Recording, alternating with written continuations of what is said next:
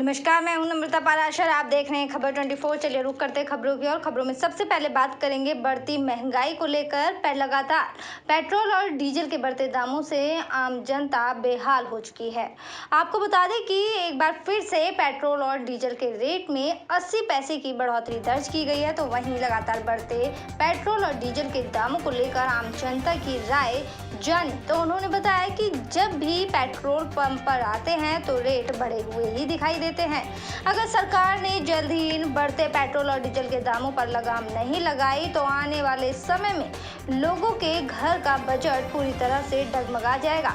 लगातार बढ़ते पेट्रोल और डीजल के दामों की बात की जाए तो कहीं न कहीं आम जनता की पेट्रोल और डीजल में कमर तोड़ी हुई है। वहीं पेट्रोल के ताज़ा रेट की बात करें तो दिल्ली में पेट्रोल और डीजल की कीमत 103 रुपये 41 पैसे प्रति लीटर हो चुका है। पांचाल अमन भाई, क्या कहना चाहोगे पेट्रोल डीजल के दामों को लेकर? पेट्रोल डीजल के दाम ठीक है, सरकार अपने मर्जी से तो नहीं बढ़ा रही, उसको भी पीछे से मतलब महंगाई मिल रहा होगा, तो इस वजह से ठीक है, कोई दिक्कत। इसमें परेशानी क्या है, जो सरकार है ठीक है, मेरे हिसाब से तो ठीक है, कोई दिक्कत नहीं है।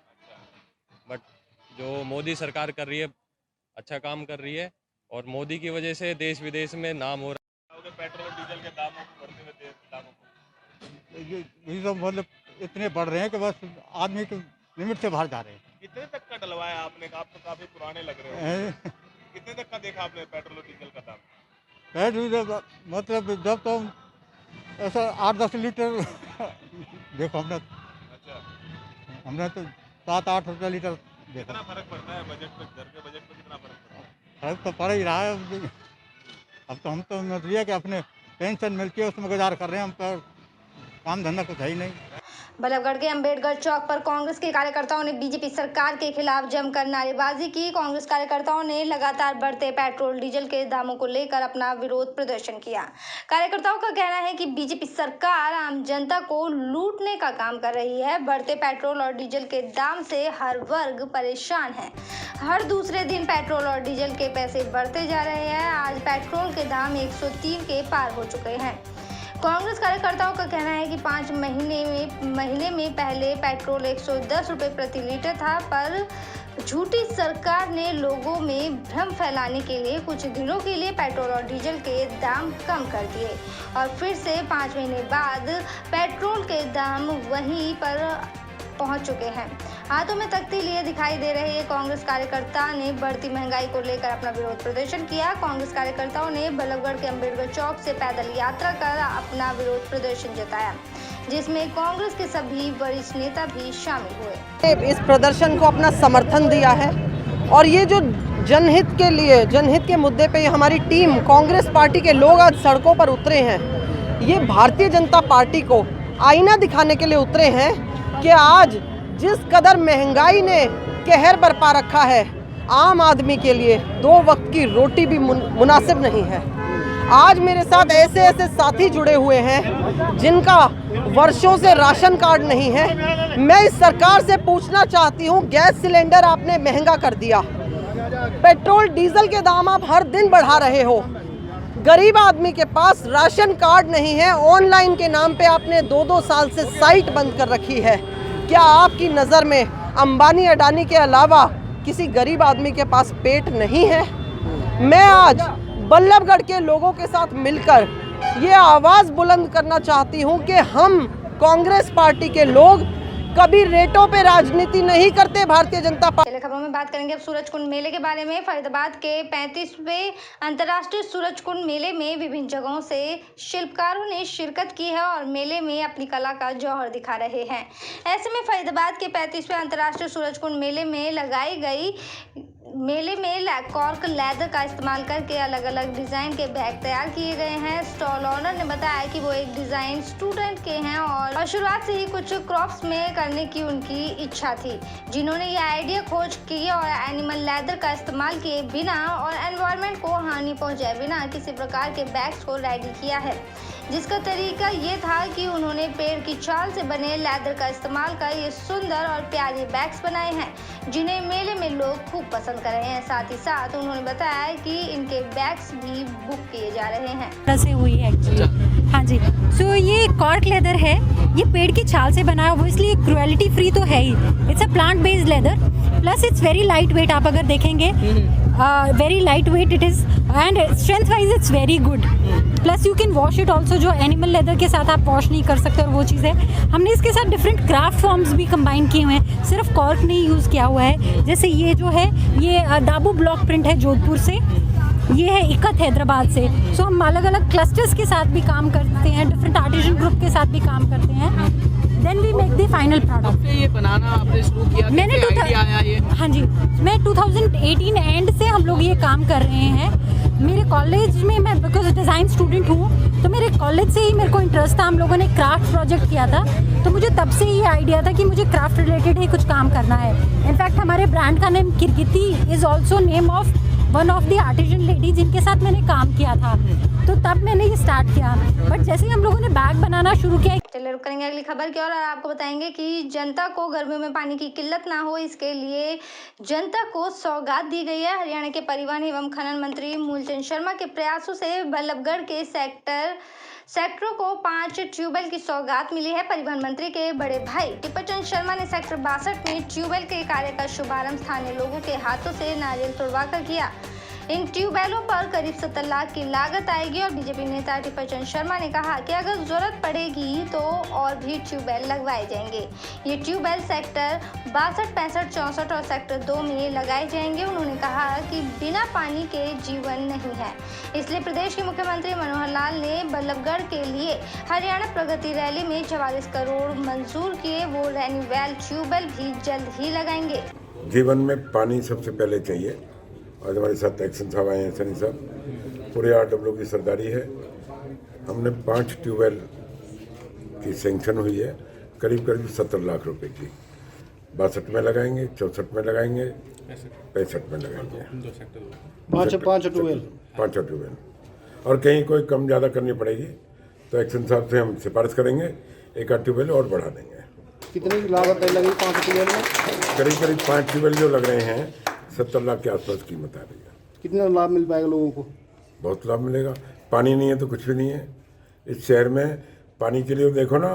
देश के परिवहन एवं खनन मंत्री मूलचंद शर्मा ने बल्लभगढ़ की ब्राह्मण सभा भवन में पुस्तकालय का रिबन काटकर उद्घाटन किया। इस मौके पर विशिष्ट अतिथि के रूप में हरियाणा पुलिस के महानिदेशक IPS RC मिश्रा मौजूद रहे। बल्लभगढ़ के अनाज मंडी के पास ब्राह्मण भवन में बनाई गई पुस्तकालय है, जहां शहरवासियों को धार्मिक पुस्तकें और बच्चों को उनकी पढ़ाई से संबंधित पुस्तकें पढ़ने को निःशुल्क मिलेंगी। परिवहन मंत्री मूलचंद शर्मा ने कहा कि जिले में ब्राह्मण सभा फरीदाबाद ने एक अच्छी पहल कर समाज को नई दिशा देने का काम किया है। इस मौके पर पूर्व विधायक टेकचंद शर्मा, ब्राह्मण सभा के प्रधान ब्रजमोहन बातीश सहित ब्राह्मण सभा के पदाधिकारी और शहर के गणमान्य लोग मौजूद रहे। आज ब्राह्मण धर्मशाला बल्लभगढ़ के अंदर जी जिले के कार्यकारिणी, जी जिले के सम्मानित लोग सभी आए हुए हैं। जी एक बहुत बढ़िया, बहुत भव्य पुस्तकालय बनाई जा रही है। उसका उद्घाटन माननीय मूलचंद शर्मा, कैबिनेट मंत्री RC मिश्रा, हमारे DGP हरियाणा, हमारे अजय गौड़ मुख्यमंत्री जी के राजनीतिक सलाहकार पहुँच रहे हैं। और मैं बधाई देता हूँ बल्लभगढ़ के लोगों को, जो भी जब भी टाइम मिले बहुत अच्छी बुक्स, अच्छी रामायण की किताबें इसमें रखी गई हैं और बहुत लाभ मिलेगा समाज को, बच्चों को, आगे आने वाली पीढ़ी को। इसके लिए ऋषि और मुनियों का देश है जी। इसमें हमेशा अच्छी किताबें, रामायण, इनसे पता लगेगा आने वाली पीढ़ी को। जो किताबें हैं, जो इतिहास है, आने वाली जो पीढ़ी होगी, इस पे काम कर रहे हैं हमारे बुजुर्ग। उस बुजुर्गों का हम सम्मान करते हैं। किताबों के माध्यम से ही हम लोग आने वाली पीढ़ी को बता पाएंगे और हमारे होने वाले बच्चे जो पढ़ेंगे उनका अनुसरण करेंगे। धन्यवाद। सबसे पहले तो मैं आप सभी लोगों को नवरात्र की बहुत बहुत शुभकामनाएं देता हूँ और मंगल कामना करता हूँ कि सभी लोग स्वस्थ रहें, खुश रहें और प्रगति के पथ पर आगे बढ़ जाएं। आज के इस समारोह में उपस्थित श्री मूलचंद शर्मा जी, श्री टेकचंद शर्मा जी, श्री ब्रजमोहन वारिस जी और यहाँ पे मंच पे बैठे हुए सभी अतिथिगण, मेरे सामने बैठे हुए शहर के सभी सम्मानित सज्जनगण, यह खुशी की बात है कि आपके इस क्षेत्र में एक लाइब्रेरी पुस्तकालय का उद्घाटन किया गया है। और हमारे यहाँ कहा जाता है कि किताबों से अच्छा और किताबों से बड़ा कोई साथी नहीं होता। आपकी हर समस्या का निदान किताबों में है, इसलिए यदि हम अच्छी लाइब्रेरी आपके अपने इलाके में कर देते हैं तो अपनी आने वाली पीढ़ी के लिए एक ऐसा बीज बो देते हैं जहाँ से उनको संस्कृति और संस्कार दोनों मिलते हैं। बढ़ते अगली खबर की ओर, फरीदाबाद के मिनी जंतर मंत्र कहे जाने वाले बीके चौक पर पुरुष आयोग की टीम के सदस्यों ने जेंडर न्यूट्रल लॉ की मांग करते हुए पुरुष विरोधी मानसिकता का पुतला फूंककर सरकार से महिला आयोग की तरह पुरुष आयोग टीम का गठन करने की मांग की है। इस मौके पर उन्होंने महिलाओं को मिलने वाले अधिकारों का महिला द्वारा गलत दुरुपयोग करने के आरोप भी लगाए।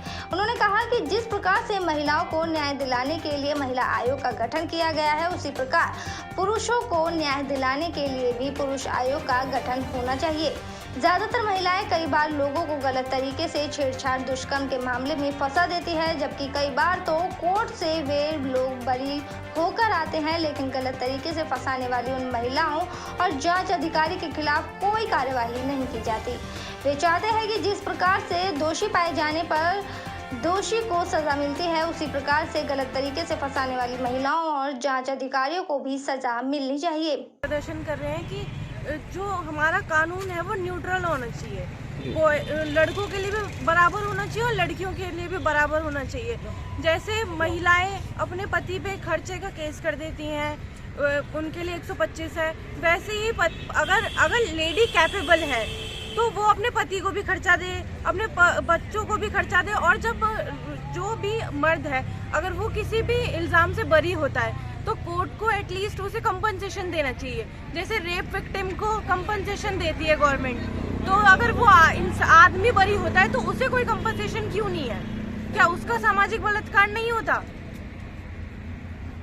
प्रदर्शन के माध्यम से क्या कहना चाहेंगे आप लोग? हम प्रदर्शन के माध्यम से लोगों को जागरूक करना चाहते हैं ताकि लोगों को भी पता लगे कि जैसे पुरुष चाहे वो पिता हो, चाहे वो बेटा हो, चाहे वो दामाद हो, चाहे छोटा भाई हो, आपके पास कानून है ही नहीं।